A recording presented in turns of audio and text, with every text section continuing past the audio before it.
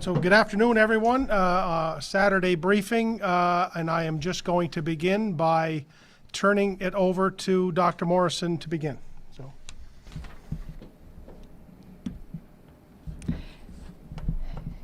Good afternoon.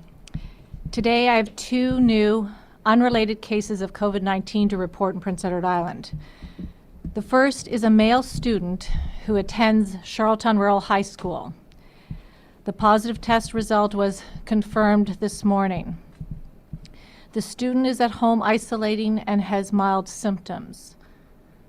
All close contacts of the student are being contacted by public health to arrange for testing and inform them whether they need to self-isolate.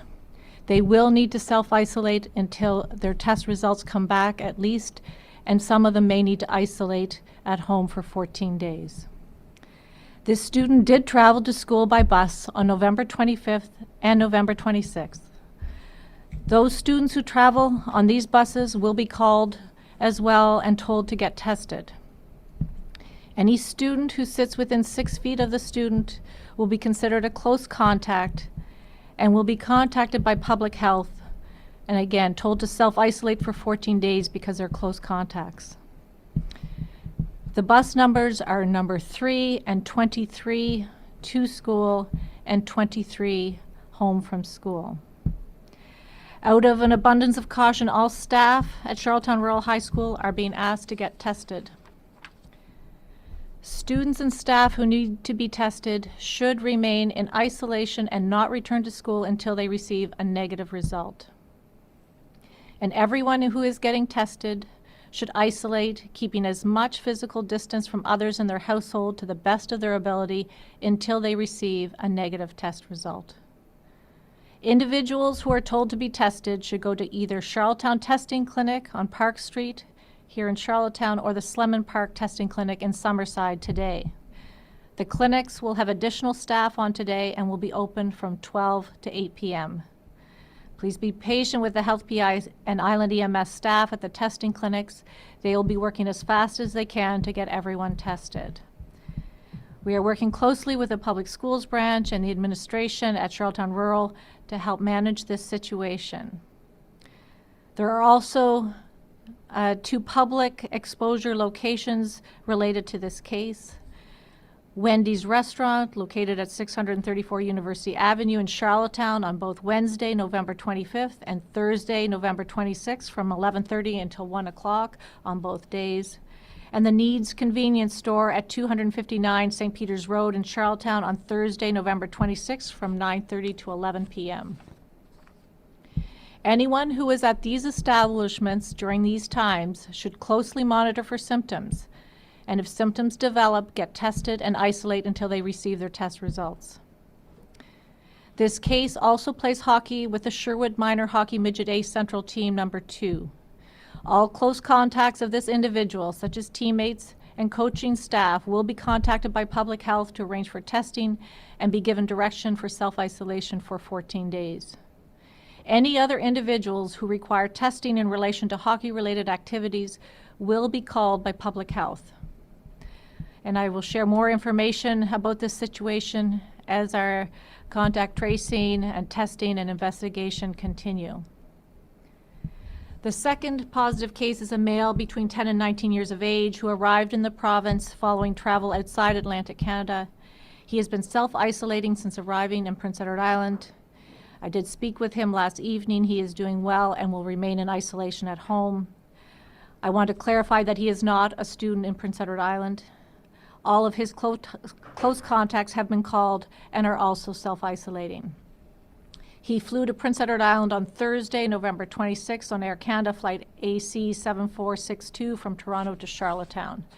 We have notified the airline, and out of an abundance of caution, anyone who is on this flight should closely monitor for symptoms of COVID-19, and if symptoms develop, get tested and isolate until they receive their test results. I can appreciate that this news is concerning and overwhelming for students, parents, and our school community. And I know this is not the news parents want to hear. It is important that individuals who are contacted by public health nursing follow the guidance that they are given to get tested and isolate until they get the results. This is also time for all of us, as parents, teachers, and community leaders, to work together to support our children, students, staff, and each other. And it is the time for us to pull together as an island community to support one another. I am again urging islanders to keep their social circles small and practice the public health measures we have in place to keep us all safe.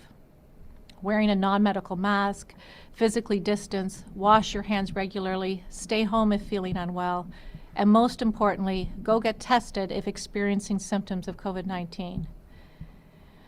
We do want to be able to continue to go to restaurants and our children to attend school, to attend church. We want our businesses to remain open and for our economy to continue to function. As I say every time, let us continue to be patient and kind. Thank you, and I think we'll open it up for questions. I just wanted to just add, Dr. Morrison, I didn't do it at the beginning, but we do have Norbert Carpenter from the Public Schools branch here as well. If any of our friends in the media have some logistical questions about the school itself or the operational plans, et cetera, that are in place, Norbert will also help answer some questions that we might have. So with that, I would turn it over to our friends in the media for any of their questions. Mike Robar, The Guardian. Good afternoon, everyone. I'm wondering first if you know how the Charlottetown rural student may have come into contact with COVID-19 to begin with. Hi. So that is still under investigation, and we're exploring, and that's part of the contact tracing, so we're not sure at this point in time, but we certainly would not want to wait and not get everyone tested in the school and other exposures until that investigation is complete. So we'll certainly keep people informed as we find out more. And I understand this seems like a bit of a bigger case than the one earlier this week as far as contact tracing goes. Do you have any idea of how long that might take? Well, I'm hoping that we'll be able to test the additional, we anticipate a couple of hundred, at least 2 or 3 extra 100 tests that will be done. And if we can get them done today, those results are hopefully available tomorrow. Thank you. You're welcome. Laurent Rigaud, La Voix. Bonjour, Dr Morrison. Est-ce que vous pouvez réexpliquer brièvement en français tout ce que vous avez dit, s'il vous plaît? Je vais quand même essayer. Bonjour Laurent. On annonce 2 cas de COVID-19 ici à l'île du Prince-Édouard aujourd'hui. En premier, c'est un étudiant à l'école Charlottetown Rural et puis il est chez lui et il isole maintenant chez lui. Et puis, on est en train d'avoir les listes de ses classes. Et puis, la liste, il prend aussi l'autobus. Et puis, on reçoit la liste de ses contacts. Et puis, on veut que toutes ces personnes aient un test pour le COVID-19. Et puis, après le test, qu'ils restent chez eux. Jusqu'au moment qu'il reçoit un test négatif.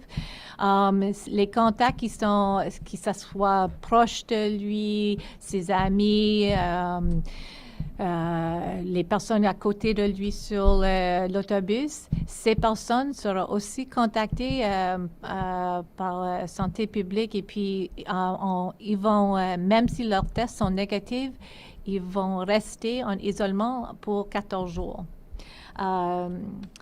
Et puis, les personnes qui travaillent à Charlottetown Rural vont aussi être testées. Et on a un autre cas, c'est pas relié, c'est pas, mais on annonce un autre contact, un autre cas entre quelqu'un qui a entre 10 et 19 ans. Et puis, il arrive hors de la région atlantique et puis il isole chez lui à ce moment. Et juste un follow-up sur ça. Vous avez dit que tous les contacts de l'élève seront testés, toutes les personnes qui étaient dans les bus, l'équipe de hockey. Combien de personnes ça représente? Combien de tests vous devez effectuer aujourd'hui et dans les jours qui viennent? C'est difficile, j'ai pas le nombre. On est en train de vraiment avoir la liste vraiment jusqu'à quand, depuis le moment que je rentre ici, alors on reçoit les listes, mais j'imagine que ça va être 200-300 en total. Merci beaucoup. Travis Kingdon, CBC. Hi, thanks for taking our questions. Question for maybe Dr. Morrison or potentially Norbert Carpenter there. Curious about the protocol involved with this test and the decision to kind of keep the school open. Do you want? It's Saturday. Yeah. Thanks for the question and good afternoon. We haven't made any decisions about the school, whether it be open or not. There's lots of work to do, obviously, and we work in conjunction with CPHO. So at this point, we're not making a statement about whether Charlottetown Rural would be open or closed on Monday. What kind of things would you look at for making that decision? So we've been planning for situations like this. We've had tabletop exercises and have numerous contingency plans, but it all boils down to safety. Of course, there has to be some cleaning and disinfecting of the school, but the contact tracing has to happen first, and CPHO has to finish their work. And so it will be a decision that we make as we go forward in the next number of hours. But there's lots of things. It's student safety and staff safety, of course. So we need to be very certain that that can be maintained before we make any decisions. And Travis, I would just add to that obviously throughout our response to COVID, we've always erred on the side of caution. We will continue to do that. We just feel if there's one benefit, and there doesn't seem like there's ever much benefit in this, but the fact that this is happening on a Saturday, nobody is in school right now.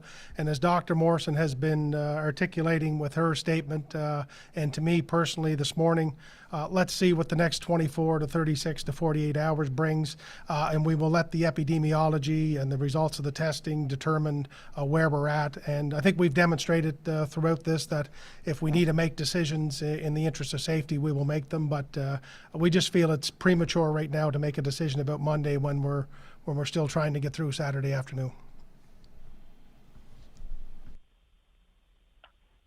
Rose St. Pierre, Radio Canada. Oui, bonjour. Ma question est pour Dr. Morrison. J'aimerais vous entendre en français sur les causes de contamination pour l'étudiant de Charlottetown Rural High School. Bonjour Rose, j'ai pas compris. Vous voulez comprendre les rôles? Comment est-ce que cet étudiant de Charlottetown aurait pu attraper la COVID? OK, je m'excuse. On ne sait pas encore. C'est un cas isolé à ce moment et c'est sous investigation, vraiment. Alors, on va voir et essayer de trouver la source, mais à ce moment, on ne sait pas. Est-ce que vous craignez une contamination communautaire?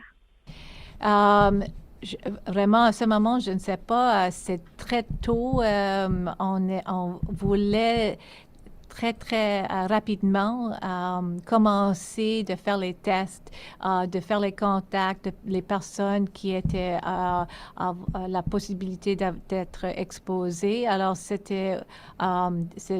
on a beaucoup de travail depuis vraiment juste quelques heures et puis on va continuer. Alors, on ne sait pas à ce moment. Merci. Okay, merci. Ken Linton, CBC. For about, have there been any discussions internally about any of the schools, how quickly you could pivot to online learning, and if there would be any conversations about closing a school down early for Christmas break? So the first part of your question, the answer would be yes. So many conversations about that and all kinds of situations, whether it would be the closure of a single class, a cohort, an entire school, and how we would pivot to remote learning. And it all depends on the availability of the staff member. So if a teacher is implicated and needs to stay home, then that's a different situation that we would have a plan for, and we do. If the teacher is well and is at school, then that looks different for that teacher delivering lessons to the students. So we have plans for all of that. We have not had conversations. I mean, we've had conversations, but there's no plan to alter the school calendar before or after Christmas.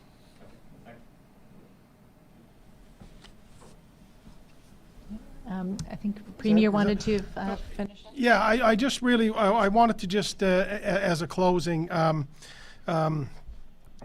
echo what Dr. Morrison said in her initial statement, that I know that this news is concerning for Islanders, but I also would like to remind Islanders that although we have enjoyed a lower case count as compared to other jurisdictions, we have been in situations such as this one before, in particular earlier in the summer with the situation of the case of a staff member in a long-term care facility, and also the situation of a healthcare worker at our emergency department at the QEH earlier this summer. And I know that the news of this most recent case and the fact that it involves a student at one of our schools for the first time is certainly concerning initially to hear. I know it was for me, and I think for Dr. Morrison and Norbert and others as well. And although we have said that we would be ready and we would be preparing for such a situation, I do think it's quite honest that we all hoped and prayed that we wouldn't need to execute these plans. But here we are, and I'm very happy and pleased that we have already hit the ground running. We have built a robust system to respond quickly to this virus when it arises. That system has worked and served us well in the past, and it certainly gives me great comfort right now knowing that there are over 100 professionals who have moved so quickly to wrap their arms around this particular situation, and that the tracing and containment measures have immediately been enacted. But we're all concerned, and I understand that. And I just want to again remind Islanders that, for all Islanders, this is what we need to do. This is what we can continue to do today, is to follow the public health protocols that have been in place.